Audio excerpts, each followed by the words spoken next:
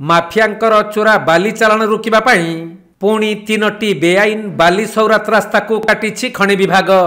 Actually तांकर mining plan अनुसार जोटा तांकर रोड थिला से सेपटे न नहीं एपटे अन्य पटे देखि रास्ता नहीं रोतले एवं नदी बंध को काटुतले सेट पे एटा सब काटि दिया हिची जोटा कि चोरा चालाण जोटा होतला बेसी सेटा बंद करा जो।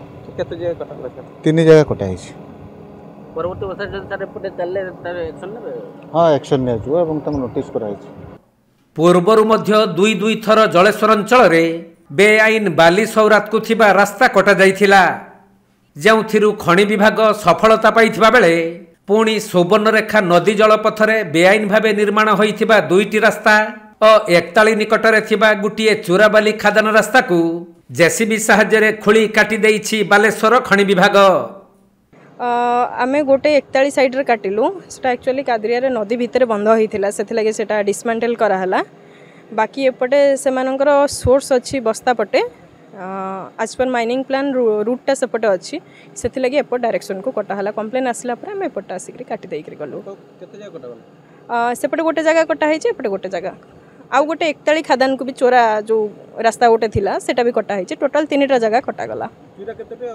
चोरा गोटे थिला आउ लीगल खादान जो 2टा थिला सेटा जो माने बस्ता तहसील रही एपट को जो रास्ता थिला से 2टा कटा गला।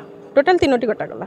तबे बाली सौरात्रु बाली उत्तोलन करिबा पई सुवर्णरेखा नदी जलपथर 2टी स्थान रे बेआईन भावे रास्ता तैयारी करा जाइथिला जहा फलरे नदीर गतिपथ बदली गाँ मुहां हेउथबारु पार्श्ववर्ती गाँ मानक प्रति विपद सृष्टि हेउथिला।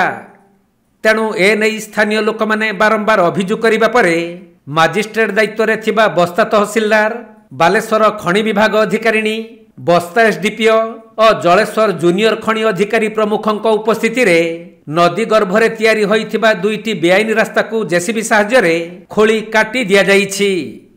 सहीपरि 41 निकटरे थिबा गुटिए चोराबाली खादान रास्ता को काटी दिया जाइथिबा बेले बेआईन भाबरे गदा करी रखा जाइथिबा शह शह ट्रिप बाली को ऑक्शन करी दिया जाइछि।